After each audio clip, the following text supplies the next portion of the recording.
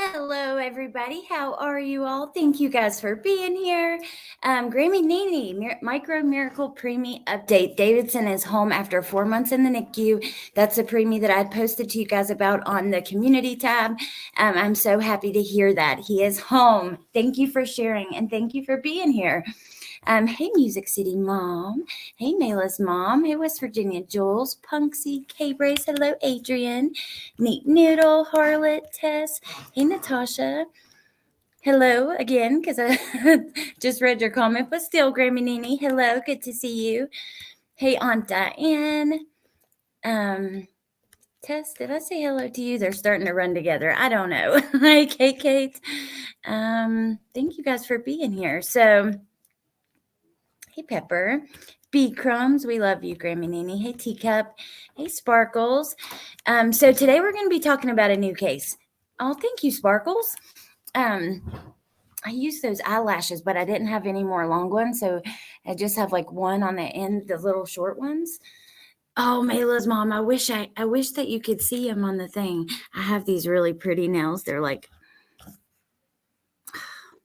see, they're like mermaid. They have like gemstones, and it's really hard to see. I wonder if I do it like this. No, I need to take a picture and show you guys. But like, there's like a couple of them look like little seashells and stuff. They're really pretty. But that is not why we're here. But still, I love to talk to you guys about all the things. But we're going to talk about a new case today. Thug Nasty. Speaking of preemies, Ganon was taken from this world fighting for his life 4 years ago today. Rest in peace, sweet baby. And you're right, he was. I made a post about that. Oh, Shmita, thank you. And good to see you. Thank you for being a member for 9 months.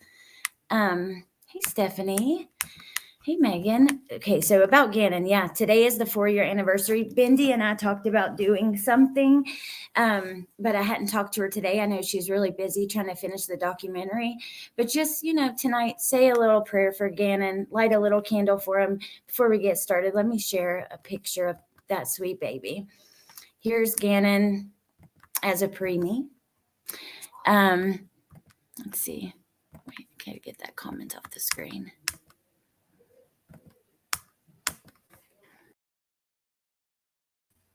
I removed myself. Okay. He was born September 29th, 2008 at 9:32 a.m., 1 pound and 6 ounces, only 12 inches long. He was a fighter and just absolutely precious. So yeah, today is 4 years since Letitia took his life.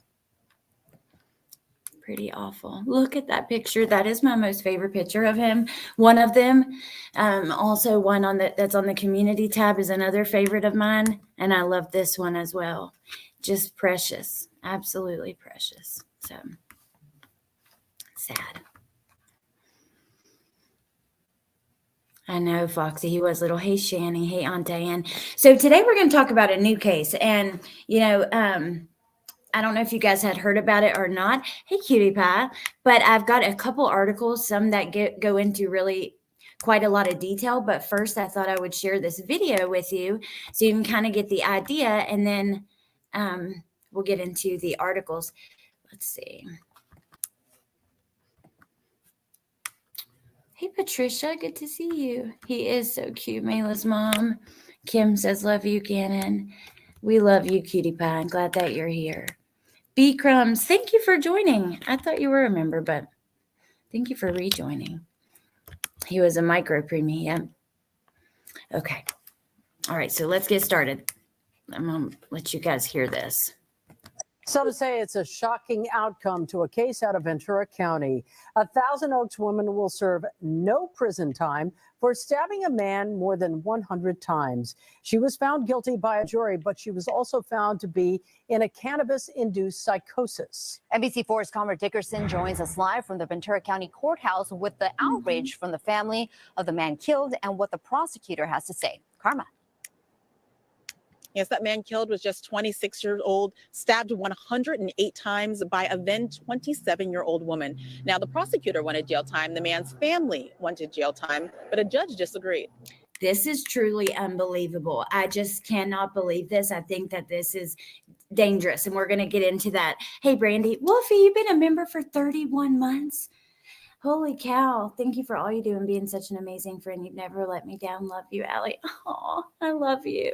Thank you. Very sweet. Is that more than Tristan Bailey when the sister dropped the marbles in the jar? It really puts into perspective how many times that is. Hers was something like that too, wasn't it? 100 and something. That is amazing. 31 months. And also Shmita, the 9 months. I can't believe that. You guys are awesome. Thank you. Okay. When this woman was wheeled mumbling and bloody from a Thousand Oaks apartment in May of There she is 2018, being wheeled out. all that was clear publicly at the time was that she was hurt and a man was dead. It would turn out that she, Bren Specher, killed the man, Chad O'Melia, in a marijuana-induced psychotic state. And Tuesday, her name is Bren Specher. The spelling of her name is weird. So I had to really think about it and listen for how they pronounced it. She was smoking marijuana, apparently in a marijuana-induced psychosis. a judge decided she would not serve any prison time for doing it. This guy just gave everybody in this county a license to kill people after they smoked marijuana. That was Chad O'Melia's father, Sean O'Melia's reaction when he heard Spejcher was sentenced to probation. Not an appropriate end, as he sees it, to the events that unfolded that night. She inhaled, and then from that point on, she went into a psychotic state shortly thereafter. She picked up 3 different knives from his kitchen, and she slaughtered him, penetrating every major organ. Every major organ.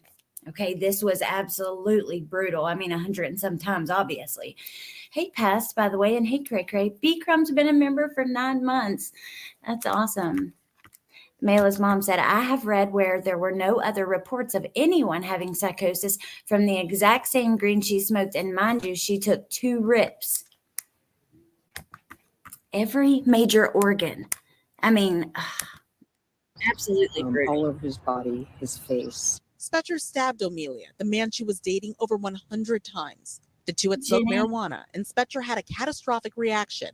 Prosecutor Audrey Nafsinger says body camera shows the woman didn't even realize when police had arrived. When they arrived, she was kneeling over him, covered in blood. He was dead on the ground, and she was stabbing herself with a 10-inch serrated red knife, covered in blood, in the neck multiple times. She severed her carotid artery. She severed her carotid artery. B Crumbs, thank you for gifting. Thank you so much. I appreciate that. And welcome to the new members. And hey, Cape Rays. Shmita says laced for sure. Yeah, I don't know. I don't know. I would think the same thing. Carla said, hey, everybody. Hey, Allie. Haven't been to Alive in a minute. I've been on the replay crew, though. This is crazy. I wonder what would happen if it was flipped. If it was a man, oh, that's interesting to even think about. I wonder as well. Here, we're almost done with this, and we're going to get into some of the details and his family and his friends' reaction, because people are not happy. They had to tase her 4 times. Prosecutors and defense agree that the marijuana led Spejcher to a cannabis-induced psychosis, which is why she was charged with involuntary manslaughter, not murder. And it's just another way that somebody can become psychotic under the influence of a mind-altering drug. Marijuana is a mind-altering drug. A jury convicted Spejcher last month. The prosecution requested the maximum sentence, 4 years. Well, let me tell you, when people become voluntarily intoxicated and bad things happen, we do find that legal consequences need to happen. People need to go to jail. However, the judge disagreed. A hit Music City mom. Hey, Lexi Texie. Okay, so let's stop that, and we're going to go over here. Okay. Let me turn that off. Hey, we're 2 weeks past the mute. I did not mute yesterday. I don't know what happened. But a rib would be like hitting it a couple times. You would think her arm or hand would cramp. Hey, Stevie. I'm here tonight. So happy to catch you live. My little boy is gone tonight, so I'm happy to be spending my evening with all of you. I'm happy you're here too.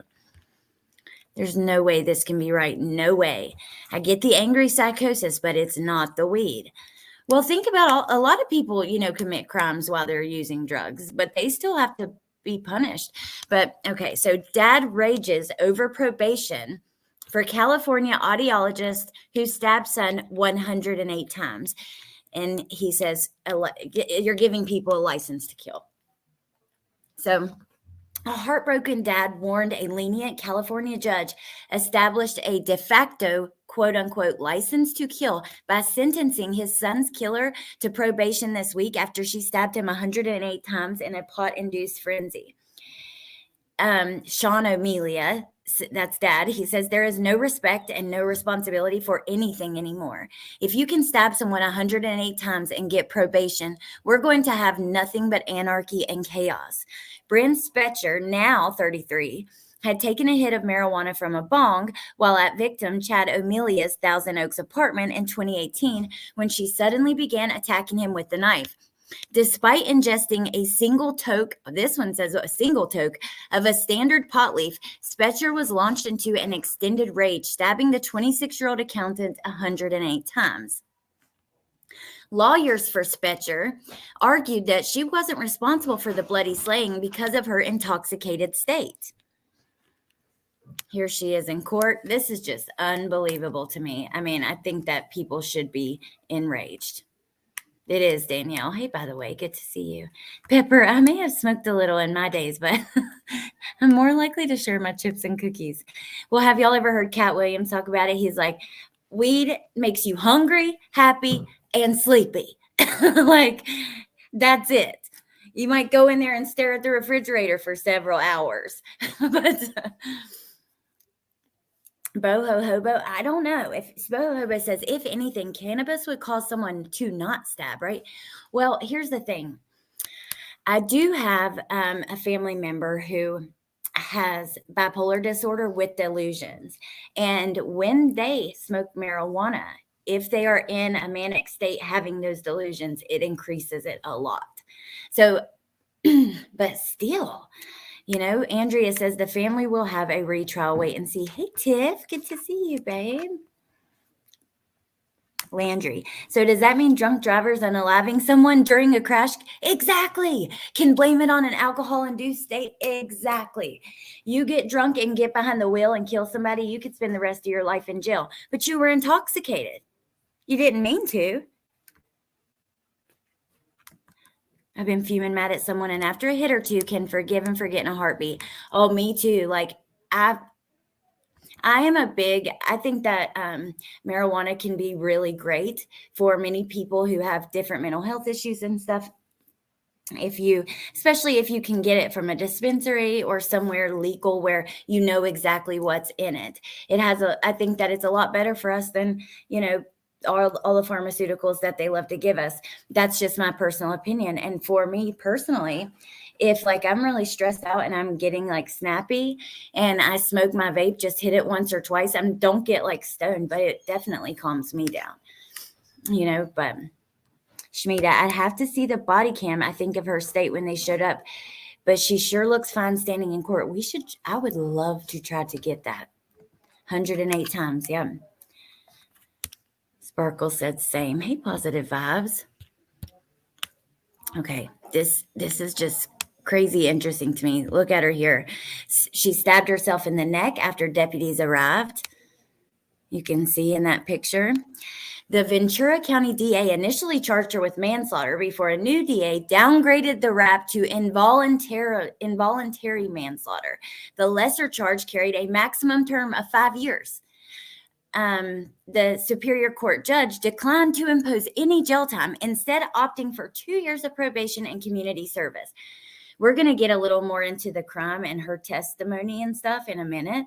I've pulled an article that like has quite a lot of information in it, but I just wanted to get through like his family's reaction and stuff to this. So the wrist slap astounded his father, who said his son had only known his killer for a few weeks after they met at a local dog park. He said, quote, she was given a free pass for murder. I'll say this without reservation. The judge was biased the whole time during the whole case, and he proved it with this sentence, unquote. Dad is not happy. The parent said the weed had been purchased at a local dispensary and that there were no other reports of it inducing psychotic episodes in others. He said he believes that Spejcher had a predisposition that made her susceptible to marijuana-induced psychosis, but said she was deserving of jail time. The father ripped her defense for shifting blame to his son, who had purchased the marijuana. My son did nothing to that girl, he said. He showed her nothing but kindness. She is the one that asked for it. Amelia recalled getting a knock on his door after the incident and seeing 2 sheriff deputies standing in front of him. The officers told him his son was dead and the scene was too gory for him to view. Yeah, he was stabbed in every major organ 108 times. This just pisses me off, y'all. I'm getting angry. How do you feel? Yeah, the dispensary, Brandy. That is crazy. That makes it even worse. Unless he laced it with some sort of date rape drug. I have no idea if that's even possible. I don't either. And I'm sure that there's a lot more information out there because I just heard of this a couple days ago. And then today I was like, I want to do a live. And I have one for Kayla Montgomery planned and some things with just like some cases that are bigger that will probably do better. But something in me just wanted to talk about this. So he did die a horrible death. Kathy says, I feel like there's a missing puzzle piece. Every major organ sounds like she knew what she was doing. In my opinion, my grandma thinks weed is like heroin. If this chick gets community service for stabbing someone over 100 times, then why in the world was I grounded for 2 weeks when I got busted with cannabis in high school?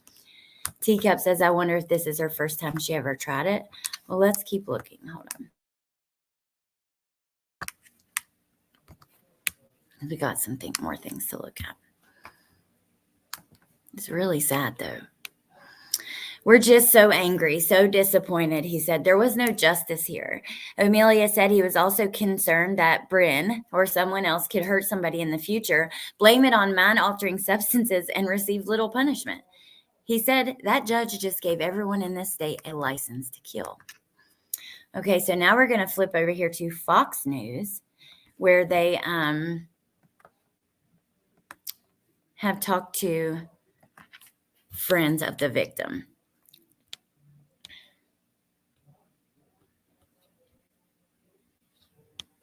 Hold on just a second. It always does this to me, which is really freaking annoying.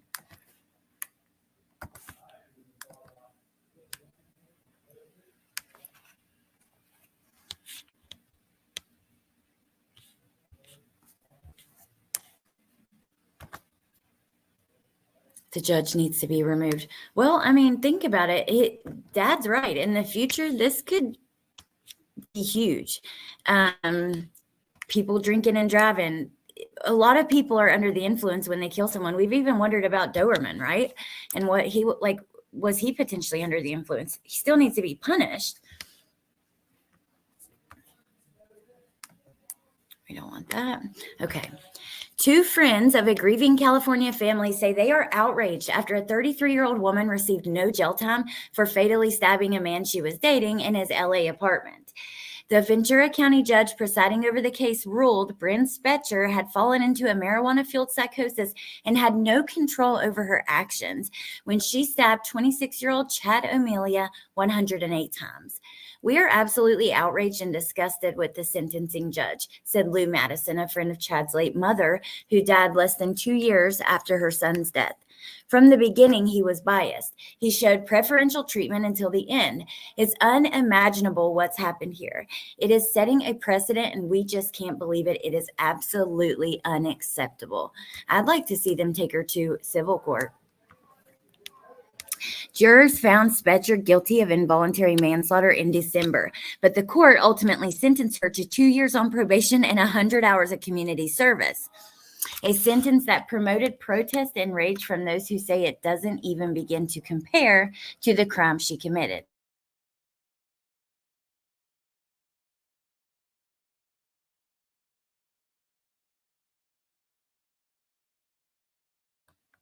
Okay.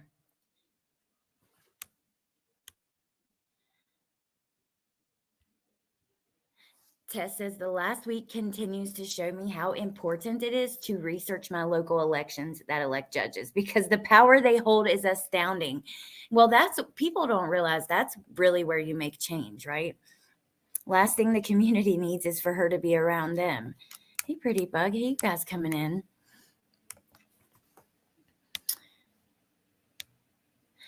"100 hours of community service isn't even 1 hour per stab."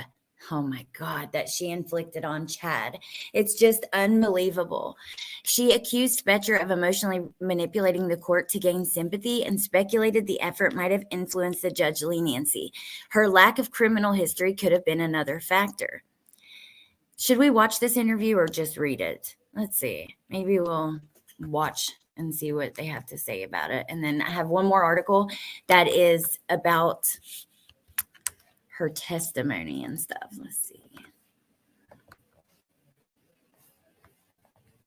She testified she went black before fatally stabbing him.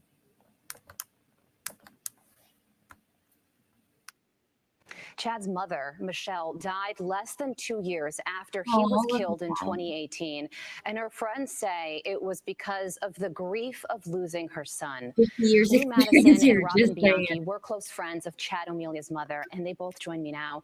Thank you so much for joining us as you grieve the loss of both Chad and Michelle. Lou, how does this happen? How does a woman avoid jail time, get just 2 years probation after killing this innocent man in such a horrific way? We are absolutely outraged and disgusted with the Yeah, sentence. convenient. Judge She Worley went from black. the beginning was biased. He showed preferential treatment, and till the end, it's unimaginable what's happened here. It is setting a precedent, and we just can't believe it. It's absolutely unacceptable. Robin, she's getting less hours of. Go ahead. I'm sorry. It's just very disheartening. This 100 hours of community service isn't even 1 hour per stab that she inflicted on Chad. So it's just unbelievable. Yeah, so viciously and horrific. Yes. Absolutely. And Robin, if you could, we're looking at pictures of Chad right now. What a beautiful kid he was, too. I mean, oh my God, this is just awful. Young, handsome man, clearly Look full of at him. life. Can you tell us about him and also about his mom, Michelle? You say he died of a broken heart. Yes. Well, we've been friends with Michelle since first grade, and so over 50 years. And so obviously we threw baby showers for her sons, and we saw him grow up a sweet, funny. She died of a broken heart, they said. And you guys know, I told you last year when my cousin passed away, I still can hardly even say that. Her mother the next day had a massive heart attack and died. She was CPR. Thank God they brought her back. But, it's not uncommon for women who lose their children. And let me just say that I know there's many in my chat who have been through that. And I always keep you guys in mind. And I'm sorry if some of this is triggering. Athletic, kind-hearted young man who, if he walked in a room and saw that anyone was sitting by themselves or felt uncomfortable, he would go over and make friends with them. And he would go and make sure that they felt comfortable. He loved his family. He loved his dog. He would never have hurt anyone. He never would have. He had lifelong dreams to become an accountant. He I love you, from Inspector college. Gadget. He was a good Love man. all you guys. His mom was the grief that she endured.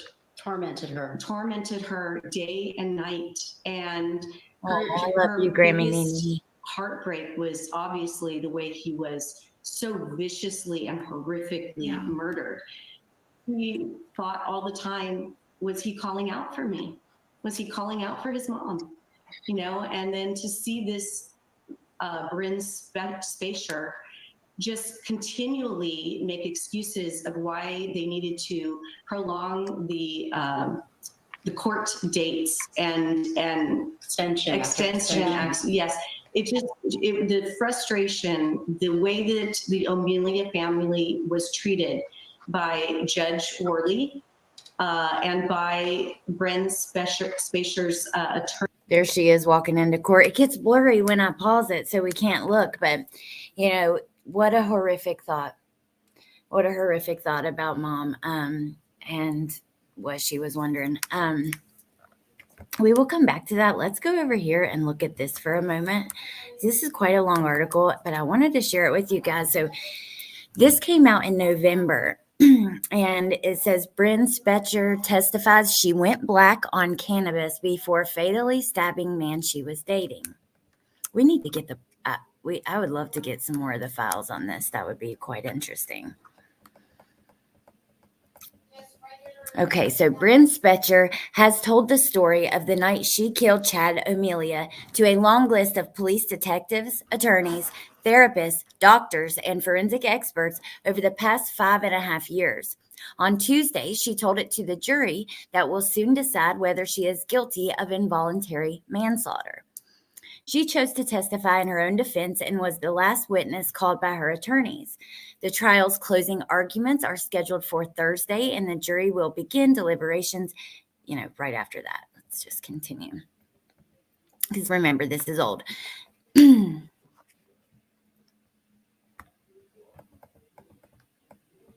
I think that it has a lot of information there. Spejcher was originally charged with murder. Prosecutors reduced the charge to involuntary manslaughter after their own expert psychologist agreed with defense experts that Spejcher was suffering from cannabis-induced psychosis when she stabbed Amelia to death at his Thousand Oaks condominium in 2018. They had only been dating a few weeks. She was 27, he was 26. Okay, but what about this? When somebody's drinking and driving and they get blackout drunk, that's not really any different from psychosis. They're not thinking, they don't have the intent to wreck and kill someone, but they do.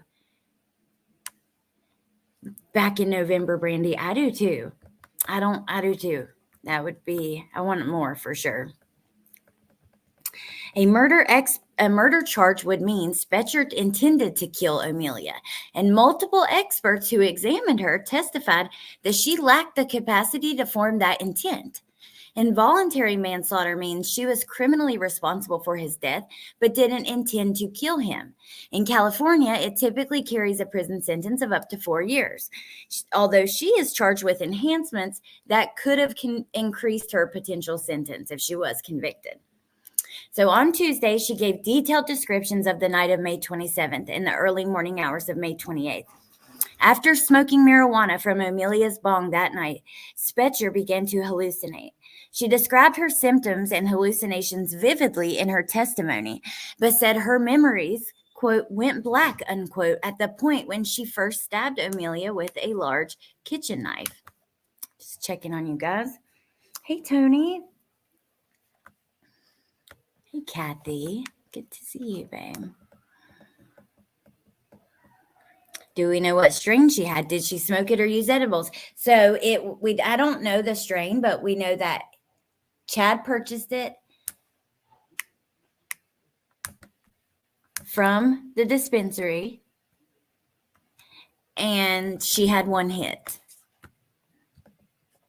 out of a bong.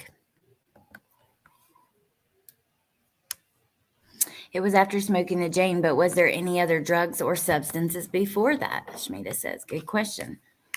I want to see this trial too. I'll see what I can find. I don't know if it was even aired, to be honest with you guys, so I'll have to look. She also said Amelia pressured her to smoke the weed, which is a key point in the trial. Her defense revolves around the idea that she was involuntarily intoxicated. Oh, my Lord, you guys. Which in a legal context could mean she was coerced into consuming the drug or didn't know what she was taking, or that she could not have foreseen the drug could trigger a psychotic episode. She was pressured. This 27-year-old woman was peer pressured into smoking weed, so it's his fault that she stabbed him 108 times in every major organ. What? Y'all. Bo, I literally can't roll my eyes hard enough. I would say so too, Andrea. I agree. I bet you that information is out there. Okay. In her cross-examination of Spejcher, prosecutor Audrey Nafziger portrayed Spejcher as someone who enjoyed getting intoxicated and had more than a passing familiarity with cannabis. She read Spejcher's text messages with her friends from 2018 that talked about getting drunk many times, missing a morning of work due to a hangover, and eating edible forms of cannabis.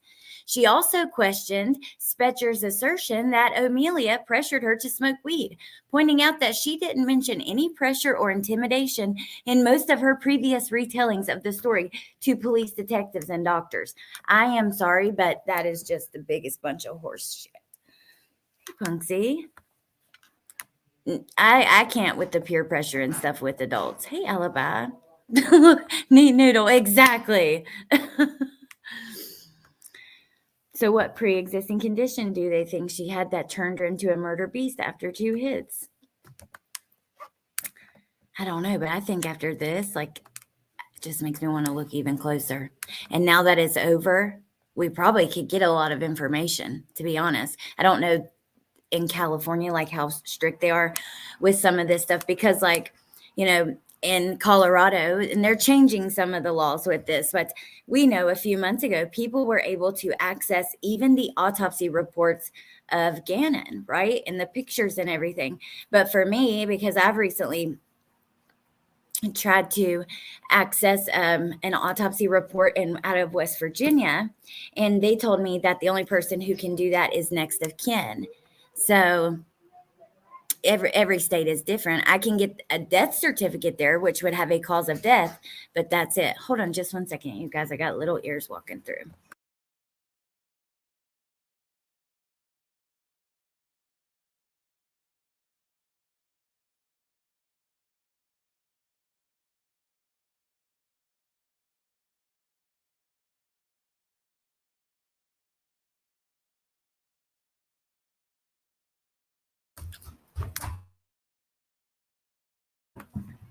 Okay.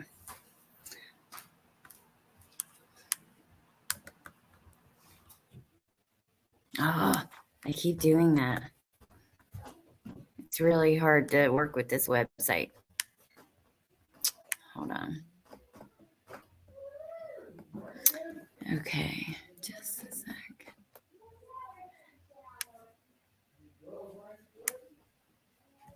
Went black at a point. Where were we at? She was pressured to smoke it. Okay, we were right here.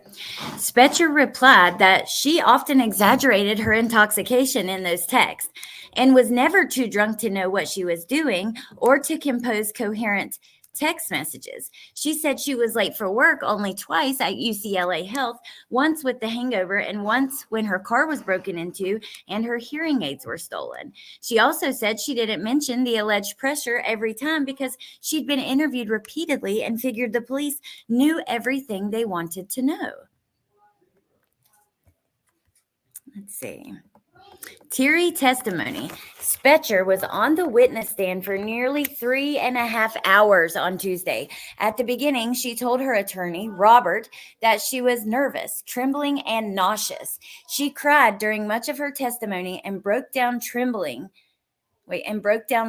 a few times when she was asked about the details of her psychotic episode and of Amelia's death, and when she was shown photos of herself in the hospital in the days after. 1 second.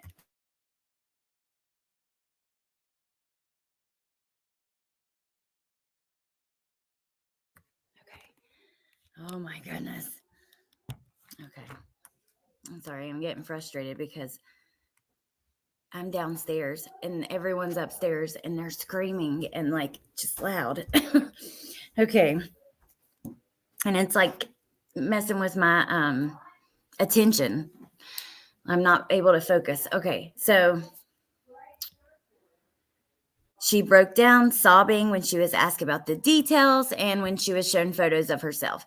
She stabbed herself in the neck with an 8-inch serrated bread knife after she killed Amelia.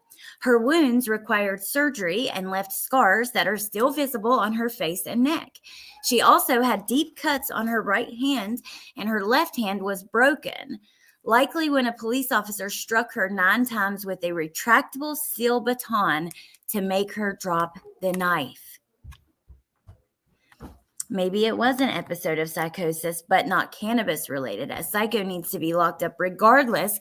It puts people at risk if not. Boho hobo, that's exactly how I feel. Because when we sit and we talked about this with many cases, people being competent to stand trial, the insanity defense with Letitia, even if you are truly insane, if you are capable of committing murder, then we need to be protected from that, from you, right? That's how I feel. But Shmita, she had 3 knives. Hey, Selena. And a bread knife was one of them. But I do know they said 3. Let's see. And she had to be hit by a police officer with a baton to drop the knife, which broke her hand. Spejcher told much of her life story on the witness stand, starting with her childhood in a Chicago suburb. She was born with lung problems and suffered serious hearing loss shortly after birth, likely due to side effects of drugs and surgery, according to testimony from her mother, who was on the stand just right before her. Spejcher said she has worn hearing aids since she was 4 years old and also reads lips. During the trial, she has had a monitor in front of her with a live feed of the court reporter's notes. The monitor was set up for her at the witness stand. Spejcher grew up as the only child with a hearing loss in most of her schools. She said she felt isolated, ashamed, embarrassed. She said, quote, "I just tried to hide my hearing aids and focus on what everyone else was doing in school, which was sports, music, academics. While in college, she decided she wanted to become an audiologist and help other people with hearing loss. She was accepted to the Washington University School of Medicine in St. Louis, where she earned a doctorate in audiology. One of her professors testified Monday that he taught about 1,000 graduate students in his career, and none has ever been better than Bren Specher." In August 2017, she moved to Thousand Oaks and started the job as an audiologist at UCLA Health Clinic. I feel like anybody else would have been shot or tased. Yes, you know it. Let's just think about this for a minute. If this was a man and he had done this to a woman and he wouldn't drop the knife, you think they would just hit him with a baton?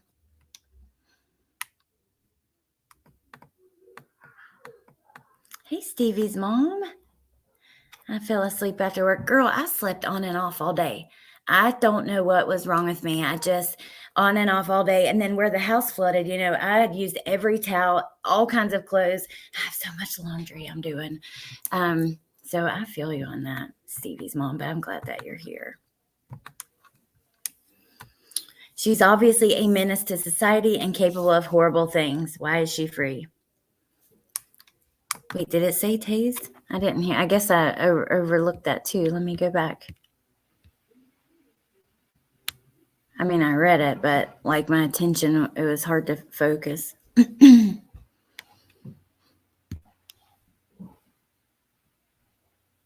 No, I didn't hear that yet. Okay, let's keep going.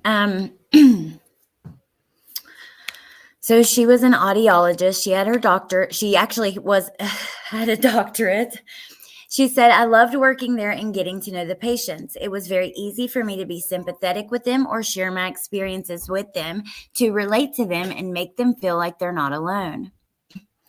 Spejcher's first home in Thousand Oaks didn't allow pets, so she had to leave her dog back in Illinois. In April of 2018, she started renting a room in a house where she could have her dog. It's a Siberian Husky. She had the dog about 2 years and trained it to be a hearing service dog, alerting her when the doorbell rings or a car is approaching. So she went to this dog park in Thousand Oaks, and that's where she met Amelia. He was there with his German Shepherd, Athena. Spejcher testified. See how it keeps doing that?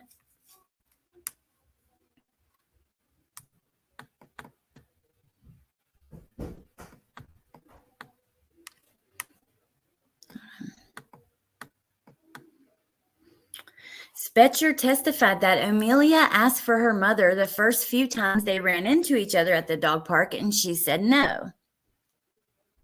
Amelia asked for her number, but he gave her his business card and she texted him. One day they shared a tiny bottle of Irish whiskey at the dog park, she said. She said, I thought he was very funny. He was really nice to me. We were always sarcastic with each other. He ended up being a really nice, funny person when I got to know him. Hey, Rando. I'm sorry. I am so sorry. I really hope you get feeling better soon. I know, Tess, it drives me crazy too, and this one's bad for it. Before the live, it kept doing it as well. I want to close this, but is it going to mess us up?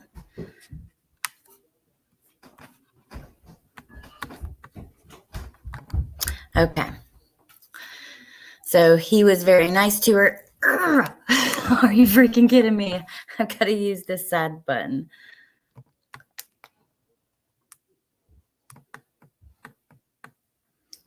Spejcher got to know Amelia's roommates and spent the night at their condominium a few times. On the weekend before Amelia's death, Bryn, that's Spejcher, her, and a few other friends came over for drinks. She testified that on that night, she had a few bottles of Smirnoff Ice and smoked for the first time out of Amelia's bong. So Smirnoff Ice and the bong. Amelia was a regular pot smoker, while Spejcher testified she didn't like smoking and had consumed cannabis only around 8 times in her life. Only once, the first time, had she gotten noticeably high from it. She had shared a joint with her then boyfriend on a camping trip and got the giggles and the munchies. Only once, the first time, she got noticeably high, which that's kind of normal. I did the same. I think many of us have done the same thing, but it's really curious to me that she didn't have any kind of psychotic episodes the other times that she smoked. Hey, Ashley, I'm so happy that you're here. Well, Selena, thank you for joining. Appreciate that, babe.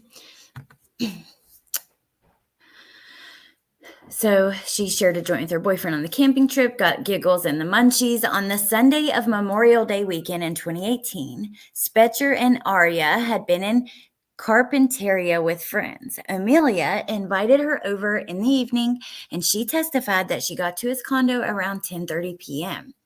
They hung out and chatted with each other and one of Amelia's roommates.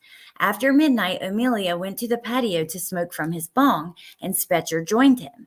She testified that she asked him for a hit from the bong. He prepared it for her, and she inhaled. All she felt, she said in court, was, quote, burning and coughing, unquote. They chatted for about 15 minutes, and she told him about her experiences with cannabis and how it never did much for her. He acted kind of surprised, Spejcher said. I don't remember his exact words, but he said something like, let's make this more intense for you, or more effed up. Amelia put more weed in the bong, and this time he filled it with much more smoke than before, she testified. He got up from his chair and turned the bong towards my face, rushed it to my face, and was pressuring me. Hurry up, you've got to inhale, she said. It all happened so fast, I felt like I couldn't say no, and I inhaled out of the bong. Okay, we're going to pause right here for a second because I have to say this. They're partying and hanging out. She comes out there and hits the bong willingly, says, we don't do nothing to me. And so he's like, well, here, try this. And he fills it up with a lot of smoke. That's not pressuring her. That's just the fact that she's using that. That's ridiculous. I'm sorry. Victim blaming. Yeah, it's pressuring. You are a grown adult. You're a doctor, for God's sakes. Thank you, Mayla's mom, for gifting a membership. Thank you. Oh, Rando, I'm glad that you got it. Wait, she gifted again? I missed one. Oh, thank you for gifting too. That's super sweet. I appreciate that. Okay. You know what I mean, though? She comes out there, willingly hits the bong, says, oh, we don't do nothing to me. And he's like, oh, really? Okay. Well, here, let's get you a good hit. Hurry up. He's saying hurry up because it's filled with smoke and it will go out into the air and be wasted if you don't hurry up and take it, right? And if some of you guys kind of have used a bong, you understand what I'm saying. To use that and say that he pressured you, whatever. She told her attorney that Amelia didn't grab her or use any physical force, but that she'd seen flashes of his temper before and felt, quote, actually kind of scared, unquote. In a note she wrote for police detectives when she was in the hospital, Spejcher said she told Amelia she didn't want any more and he made her smoke again. Later on Tuesday, during her cross-examination, Nafziger disputed that point. Nafziger said Spejcher never again mentioned Amelia making her do anything in any of her interviews with police or doctors. Nafziger also referred to a recorded interview with police in which Spejcher said she wished Amelia had hit her before she stabbed him. He didn't hit you even then. You weren't afraid of Chad, Nafziger said. In her earlier testimony, Spejcher said she began to feel unwell immediately after the second bong hit. She coughed uncontrollably, went to the bathroom to throw up, and staggered to the couch after that, with the room spinning. The jury had heard numerous descriptions throughout the trial of Spejcher's psychosis, but Tuesday they heard it from Spejcher herself. She described a feeling of deja vu, thinking she and Amelia were having the same conversation over and over. She said she was unable to form logical words and sentences. She laid on the couch with her eyes closed and began to hear and see things that weren't there, in a cycle that felt like it went on for hours. Spejcher said she thought she was dead. At first, she was, quote, stuck in a dead body, unquote, and heard people crying over her and felt hands touching her. Then she had an out-of-body experience and saw her dead body on the couch from above with Amelia crying and paramedics trying to save her. In her testimony, Spejcher said she remembers what happened next, as if it happened to someone else. She described her actions as something she was watching on a screen, like a movie shot from the point of view of its protagonist. She saw her own hands pushing over chairs and picking up 2 knives from the kitchen knife block. She threw them at Amelia and then picked up 2 more knives. She said she saw, quote, a brown dog, unquote, and her own hands stabbed the dog, and heard Amelia yell, "Why did you stab my dog?" The dog was actually hers. Aria survived that wound, but died last year after she got outside and was hit by a car, Spejcher said. So she stabbed her dog. I'm just checking on you guys for a minute. Sounds like salvia. Yeah, it kind of does, actually. You're right. But that doesn't last too long, right? It's like a minute or something. Are you sure you didn't need a mushroom or 2? Pepper says 2 bong hits, not buying it. I bet deep down money is behind this. It's too bizarre for any other explanation, says Boho Hobo. Well, it's definitely setting a dangerous precedent, right? Because we see that all the time when we go through court paperwork here. These attorneys will use examples of prior cases, things that happened, different rulings, and use that to make their argument better. We see it all the time. That's how the law works, and precedent actually does matter, right? California, Jamie. I don't get why charges were less than murder. I don't get the judge and his crazy sentence. I don't know, Tess. Like I said, this is something I kind of new to looking into. Shmita, well, any sympathy I did have for her left when you said she heard a dog. And her dog. It's bizarre. I mean, I'm not saying she didn't go into psychosis. However, I still think that you need to be punished, whether you're psycho or not, because we all need to be protected from it, in my opinion. That's just where I stand. Let's keep reading. I'm going to try to find if there's any video footage or what we can find about this. So Spejcher testified that after she stabbed Aria, she saw herself advancing on Amelia. Quote, she said, this is a quote from her, okay? She's testifying. She says, "I saw the knife in my left hand penetrate Chad's abdomen area, and then it went black." She started crying.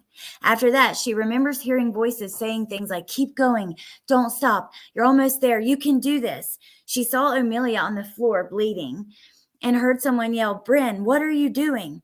It was Amelia's roommate coming down the stairs. He ran back up for his phone, ran outside, and called 911, according to his testimony earlier in the trial.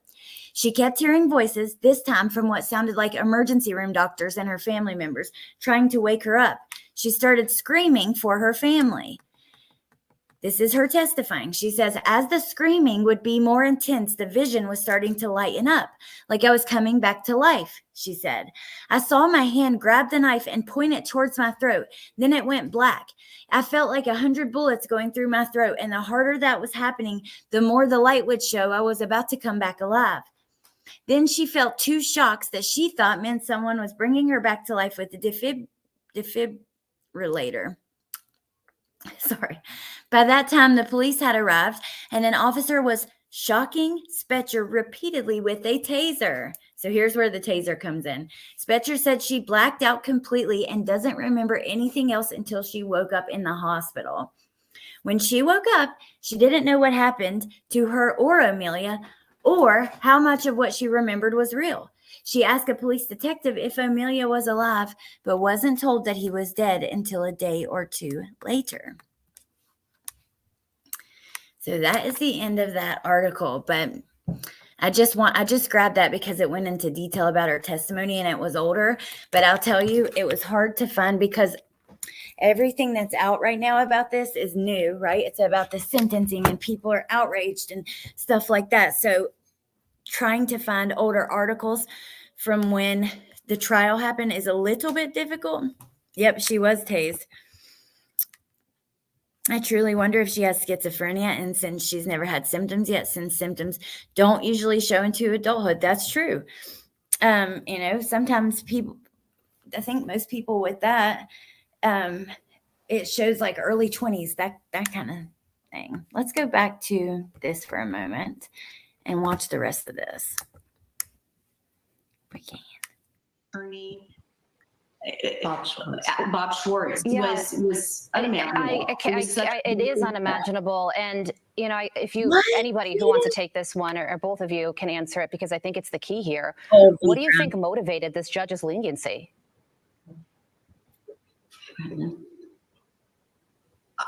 I think everybody was just, she was trying to pull at the heartstrings, and she just, because of her background, she didn't have, a history of any type of crime. But regardless, she committed a vicious crime. And what they were discussing was the fact that this was a psychotic break. And yes, it was. That's not being disputed here. She did have a psychotic break. She didn't mean to do this, but she did it. She took the hit of marijuana. She asked for it. She asked for the second hit. This is nothing that was coerced, tricked, forced upon her. She took it. She needs to take responsibility. And we needed the judge to make that ruling. Okay, so look here. When I search for her trial, I do see there's a series about the trial.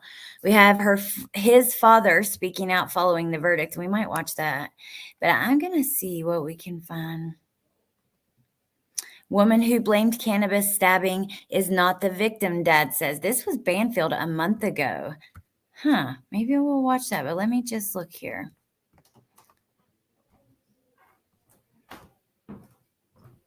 She had a level of consciousness, victim's father on the weed defense. That was 2 months ago. He was on Banfield. Wow, had you guys seen that back then? Because I didn't, and I'm subscribed. I don't know how. Maybe we'll watch that before we go. Let's see. But I don't see any footage of the trial, but that would be very interesting to see. Okay, let's go to this Banfield video. They said it felt like an ambush. Apparently, I watched a minute of it, but I don't remember. Okay. After she was finished stabbing Chad 108 times, she then stabbed her own dog and killed the dog and then turned the knives on herself. You can see the result of it in the mugshot. She's got... Okay, so I think Banfield is incorrect there because what we just read from the local news said that her dog survived. Take the word trial and her channel will come out. Okay, let me look for it while we listen to this. And blood on her chin, on her neck. The police body cam, which we don't have at this point. Not sure we can ever show it, even if we did. was reported to show a crazed woman in a, quote, possessed state, crouching over Chad and stabbing herself. It took the police 9 strikes with a steel baton to get her to drop the murder weapons. She has no history of mental illness. She confessed to all of this. And the original charge 5 years ago at second-degree murder was reduced just recently to involuntary manslaughter. That reduces the penalty from 25 years down to about 4 if she's found guilty. And again, this isn't a question of if she did it, she's confessed to doing it. What she's trying to say in her defense is, this is a psychotic break. I barely ever smoked marijuana in my life, my first time or 4th time, and this happened. And it was so potent, it put me into a psychotic break. For the victim's family, hearing about this change in the charge from second-degree murder, 25 years, down to involuntary manslaughter, maybe 4. Found her channel. They said it felt like an ambush. I found her YouTube channel. We'll look at that in a moment. I cannot find body cam. Okay, B Crumbs, this is the old internet because Bentley was being really loud at my house and stuff, so it was the only way. Yeah, it's just what it is. Hey, this Mel. Good to see you. The sad thing is other people who have schizophrenia and other mental disorders still end up in a mental institution, and they probably should. If they have it to the point where they are this dangerous, you know? Hey, Kelly P. Some of these journalists don't learn about the case before reporting on air. Aunt Diane, that is true. And also, you know, this is the way I like to look at it. If I don't hear it directly from police or court documents or in the courtroom, I don't put as much faith in it.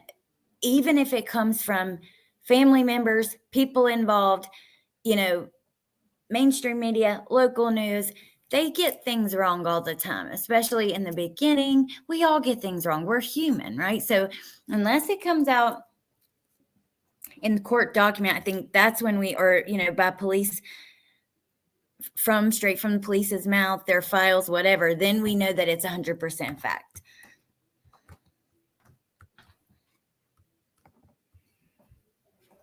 When they showed the photos of him with grandma, it made me think that the grandma on her page could be his, which would be messed up.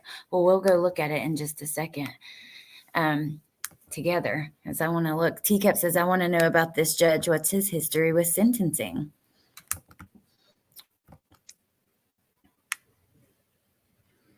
I feel like she shouldn't have gotten bond, but gone to treatment for assessment and treatment. Just because this episode was triggered by marijuana doesn't mean the next one won't be unprovoked. Absolutely. You can imagine what it would be like sitting People in black out drinking and driving, and they still Sean go to jail. They have no, like. He's Chad's control father, over and it. he joins me live now for his first national interview. Chad, Chad, Sean, thank you first of all so much for being on tonight, and please can I just offer you my sincere condolences to what you've gone through and what your family's gone through in losing Chad, but then also going through what you're going through now. And that is the politics of the criminal justice system and the suffering of having to live through a trial as a family member. So let's just start there with, understanding how difficult this is for you. Let me ask you your thoughts on the prosecution of this case to start with. Okay. Well, first of all, Ashley, thank you for having me this evening. The prosecution of the case, after seeing and hearing most of what I've heard, they notified our family about a month before they were going to change the charges from second-degree murder to involuntary manslaughter. They did notify us of that, and we were opposed to it. We feel that there was enough information in their hands to actually maintain that charge. I hate to see that. Usually they do consider the family and what they want when they're making these decisions. But in this case, I don't know if they considered it. We had a meeting, discussed it, and they continued in the direction that they are going, and now with involuntary manslaughter. I can imagine that is extremely painful for you and your family, not feeling like you have a say, because often, the way it works is prosecutors are the attorneys for the victims' family members and loved ones. So it's upsetting to hear that that wasn't a feeling that your family agreed with and that they went ahead with it. Did they give you good reasons, or did they at least give you reasons that made any sense, even if you disagreed with them? This poor man. They did their best to try to explain it. I obviously have access to my own attorneys and my own counsel, and, they have their opinion on the evidence that's there.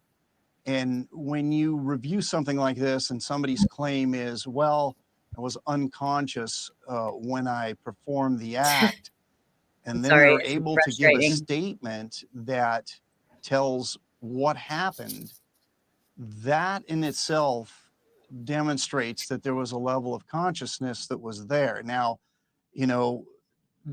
what level of consciousness, I can't even speak to that. I'm not a doctor, but I would say that it's her own words and statement that the people I reviewed it with, the attorneys I reviewed it with, said that there really is enough information here to leave the charges as they are.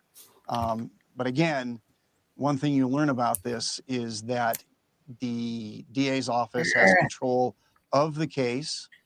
Trying to get it to pause just for a second because I wanted to say hello, Aunt Lala. Good to see you. And thank you for coming in. I'm busy at work, but listening in the background. Y'all throw some emojis to help the algorithm. Thank you, babe. Hope you're having a good day at work. Hopefully listening to this will get it over with a little quicker. Defense can change their attorneys anytime, but the prosecution, we have no say over who does what, and they proceed with the charges that they feel that they can get a conviction on. Sean, I have about a minute left, but I do want to ask, was there a bad relationship between Bryn and Chad? Was there any other motive that you can imagine would have been the reason for this, if not for what she says was just a complete psychotic break and a snap? No.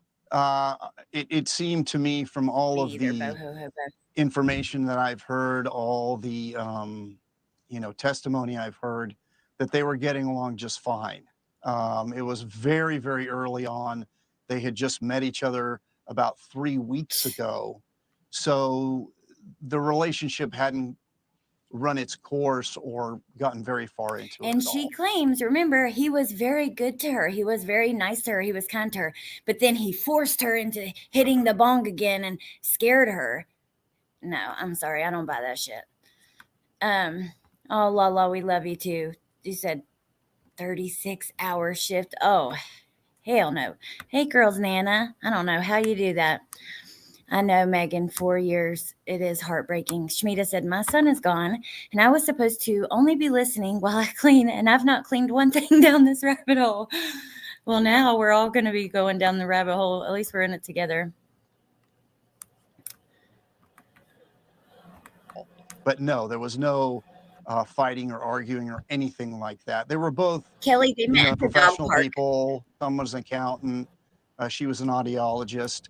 So they both had bright futures. They really did. Sean, it's so perplexing, and I'm again, I can't stress enough how sorry I am that you're going through this. We'll continue to follow this, and maybe you and I can speak again when the trial runs its course. And unbelievable, you guys. It is truly unbelievable. Did they do a substance test? Tiff, I have not seen that yet. But, like I said, I just found this a couple days ago. I saved a couple of videos for us to watch, and then let's go look at our YouTube channel. Then I went back looking for old articles. That's when I found the article about her testimony. So I'm going to have to do more digging, just take more time, because it'll be further back, because there's so many articles out right now that are current that are pulling up first when you search it. Hey, Angie. Yeah, Halo Effect. They were only together a few weeks. They met at a dog park. She claimed he was very kind to him. He was outside. They were partying a little bit. She drank some Smirnoff Ice. He was smoking a bong. She came out there, took a hit on her own. This is her story.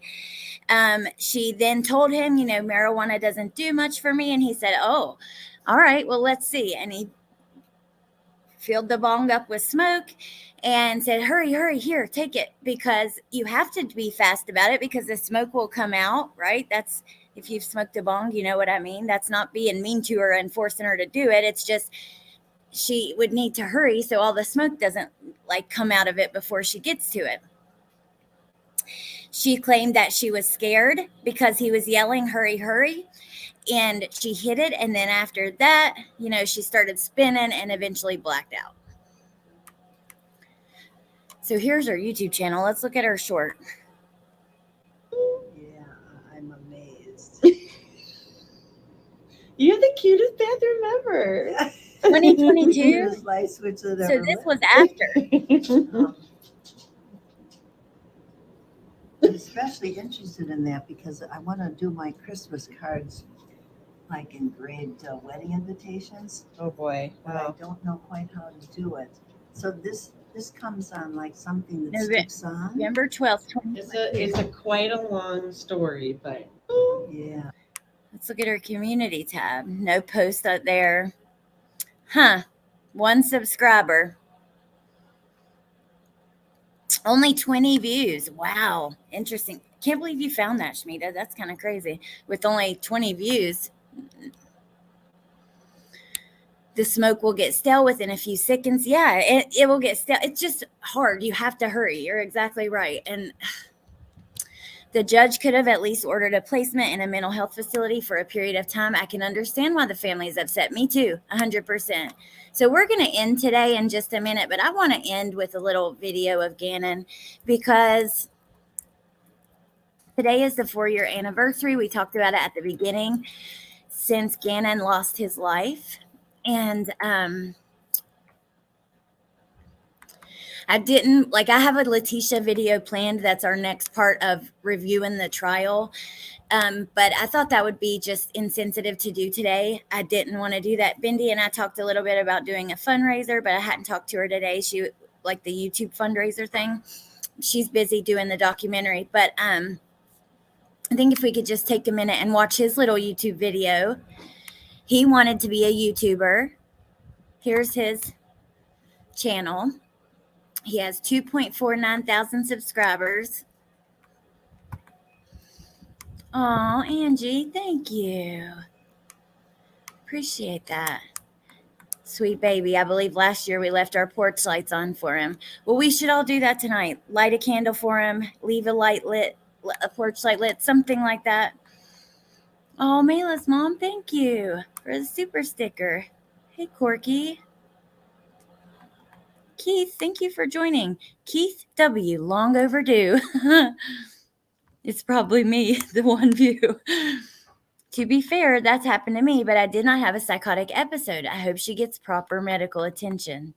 Well, for me, I think anybody who kills somebody has something going on mentally, right? You probably have some issues that need to be addressed.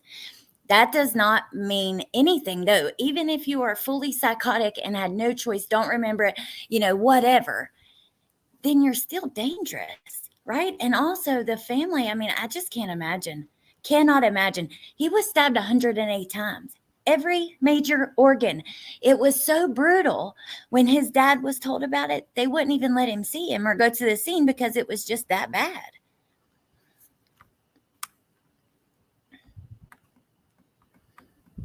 But we do have planned another trial video reviewing the trial. I want to pull some things together from the phone calls in the trial with a couple different witnesses. Also, we're still waiting on the video calls and stuff. And I know that we're going to do those when we get them.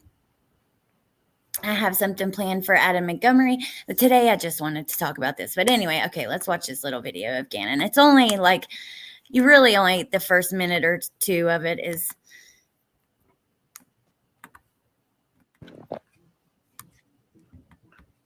Hey guys, and today I'm about to play some Sonic Mania. How pretty he is. And yes, cameraman is right here. Right, gaming. Thank you, Shmita. And yes, shout out for our channels. We're going to be doing a lot of these together. Give a shout out to him, his channel, Freedom.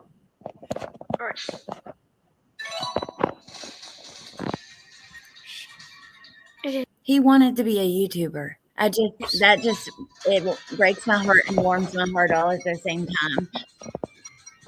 Hey guys, we're gonna watch it just one more time, that beginning part, but let me answer this mail.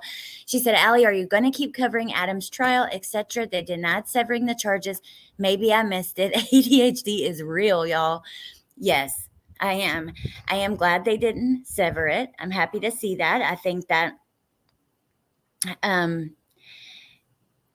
that's just ridiculous, that obviously assaulting Harmony, and I think that they don't need to be severed. I think that also the things that he wants kept out don't need to be kept out, like the claims that Kevin made about him hitting Harmony and stuff like that. So, but yeah, I'm definitely going to cover it. And before it starts, I have a video planned. I have like 4 or 5 of Crystal Sorey's interviews, like from the beginning to now.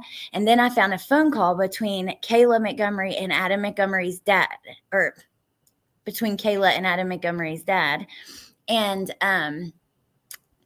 we're going to listen to that. So I do have a couple things planned before the trial starts. Then when the trial starts, I'm going to cover it every day. Every evening I'll do a recap and we'll have a discussion on what comes out that day. Oh, Kelly just subbed to Ganon. Hey, Boo Sheet. Oh, the little tie-dye blue hearts I made. La la. Yeah. Hey, Shani.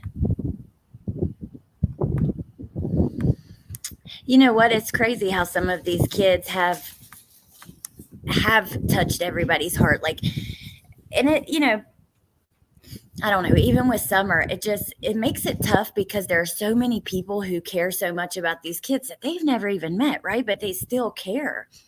But then we have, like, I don't know, there's a lot of creators who will use that, and I don't know, it just becomes a mess because people want to see you do a video about Summer Wells, especially new stuff. People are going to come, but there is no new stuff. And a lot of times those videos are doing nothing but just keeping shit stirred up. Just told on myself I ain't a member. I got to make some new emojis. I do have some good ones, though. The hold my earrings. Okay.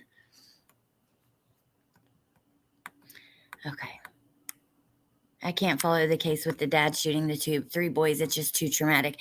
Chad Doberman. Oh, man. Shmita, I have to see that one out in detail. Like, that one just, it did something to my heart immediately. And, but it is traumatic. That's true, Kathy. He did. All right, let's watch him one more time because he's just cute as hell, and then I'm going to let you guys go. Hey guys, and today I'm about to play some Sonic Mania. How cute. Alright, let's zoom in. And yes, cameraman is right here. Derpa Star White Gaming. And yes, sign up for our channels. We're going to be doing a lot of these together. Give a shout out to him, his channel, Freedom. Sign up to our channels. We're going to be doing a lot of this together. Give a shout out to his channel. I mean, that is just damn cute. Oh, Grammy Nene. I will always hold Allie's earrings. Thank you. Because you know sometimes I need it. I know. He's precious, precious, precious. All right, you guys. Well, thank you for spending your evening hanging out with me and listening to some of this stuff. I just appreciate you guys a lot. And just hanging out with you is such a little mood boost. So thank you. Clarity says, I've never heard of MJ-induced psychosis in 16 years of being a nurse in community health. I've heard of an allergic reaction, but not psychosis. What MD diagnosed this? I know I'm late. Well, Clarity, I'm going to see how much information I can find because she's just been sentenced. So I feel like if they will allow anyone to get information, it would be now, you know, some of the case files and stuff. However, I know that Mayla's mom said that California can be difficult sometimes to request stuff from, but Ganon reminds me of my son right down to the dimpled chin, and my daughter could be Harmony's sister and was 5 when Harmony was reported missing 2 years later. Mel, I know exactly what you mean because he reminds me of my son too. They're the exact same age. They even kind of look similar. My son's 15 now. I was thinking last night, Ganon would be 15. He'd be getting ready to get a driver's license, you know? And he was already like so responsible and respectful. He was, you guys, what child at 11 years old is saving stuff that they're going to give to their son one day and stuff like that? Like this little kid was just so full of compassion and love and empathy. Really, I mean, I just know so many people who could use some of those qualities that he had. He was just incredible. So I can't imagine what he would be doing now and in the future. And it's really, just really unfortunate.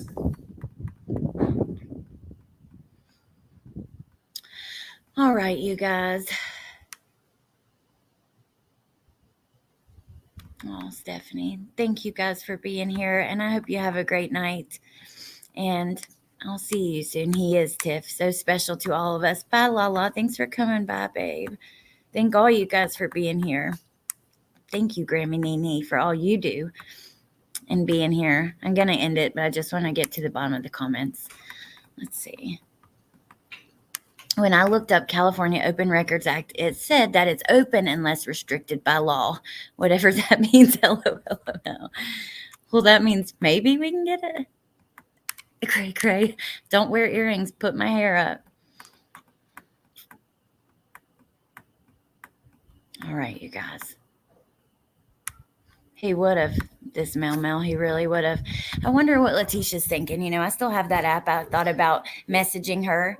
I did message Adam because he's talked to me in the past, but he did not respond. I asked him if he's prepared for the trial or for the next few weeks because I know he has a busy few weeks. But